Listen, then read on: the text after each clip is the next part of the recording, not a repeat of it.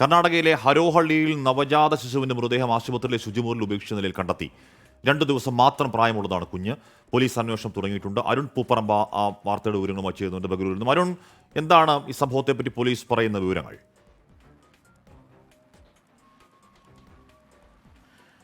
അഷ്മി ഇപ്പോൾ സൂചിപ്പിച്ചതുപോലെ തന്നെ ദയാനന്ദ സാഗർ മെഡിക്കൽ കോളേജിലാണ് ഈ ഞെട്ടിപ്പിക്കുന്ന ഈ സംഭവം ഉണ്ടായിട്ടുള്ളത്. ആശുപത്രിയിലെ 1-ാം നിലയിലെ ടോയ്ലറ്റിലാണ് ഈ നവജാത ശിശുവിൻ്റെ മൃതദേഹം ഉപേക്ഷിച്ച നിലയിൽ കണ്ടെത്തിയിട്ടുള്ളത്. അത് ഉപേക്ഷിച്ചത് മാത്രമല്ല, ഈ ടോയ്ലറ്റിൽ ഫ്ലഷ് ചെയ്ത നിലയിൽ ഉപേക്ഷിച്ചു എന്ന രീതിയിലാണ് ഈ ജീവനക്കാർ, അതായത് ഈ ശുചീകരണത്തിന് വേണ്ടി ജീവനക്കാരെത്തിയ ഘട്ടത്തിലാണ് ഈ കുഞ്ഞിൻ്റെ മൃതദേഹം ഈ രീതിയിൽ കണ്ടെത്തിയിട്ടുള്ളത്. എന്തായാലും വളരെ ഞെട്ടിപ്പിക്കുന്ന സംഭവമാണ്. എന്തായാലും പോലീസ് ഇതിൽ അന്വേഷണം ആരംഭിച്ചിട്ടുണ്ട്.